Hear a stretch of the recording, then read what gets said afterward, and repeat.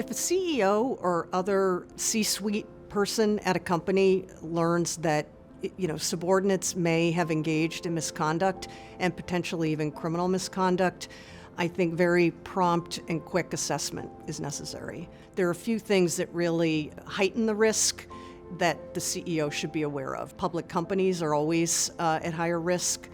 Heavily regulated companies are at risk in that the misconduct may have caused the company to make misstatements or the like in a public and important setting.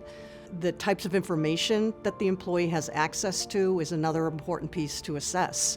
If they have information that they could be sharing or misusing, that's another high risk factor. A CEO really can be held liable for quite a bit that goes on at the company. The government is always trying to go as high up in the chain as possible in a criminal investigation or a civil investigation. They want to hold the most senior people responsible. And so in terms of whether a CEO can be held liable criminally or civilly, you should understand there's a lot of incentive for the government to do that.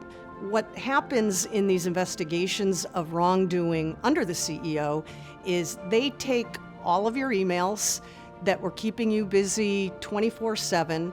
They get rid of every other thing you were worried about and boil it down to 5 emails. Something else that the CEO may have been CC'd on, may not have paid any attention to, but when you only look at those 5 pieces of evidence, the government may be of the belief that the CEO was aware of the conduct or even directed it.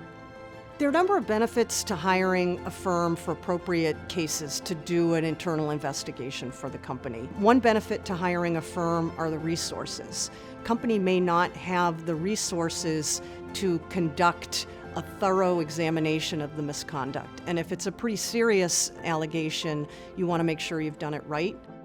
Number 2, companies don't always have the know-how to do that. You have to have a lot of experience in that area. You need to know how to extract the ESI or data in the right manner to be able to look at documents. You need to understand and have experience in the order of an investigation, when you want to do interviews versus when you want to look at documents. The third reason that you might want to hire a firm is a little bit easier to cloak that investigation in privilege if you have an outside firm doing it. It's not impossible to have your own internal investigation that is privileged, but it becomes much more complicated.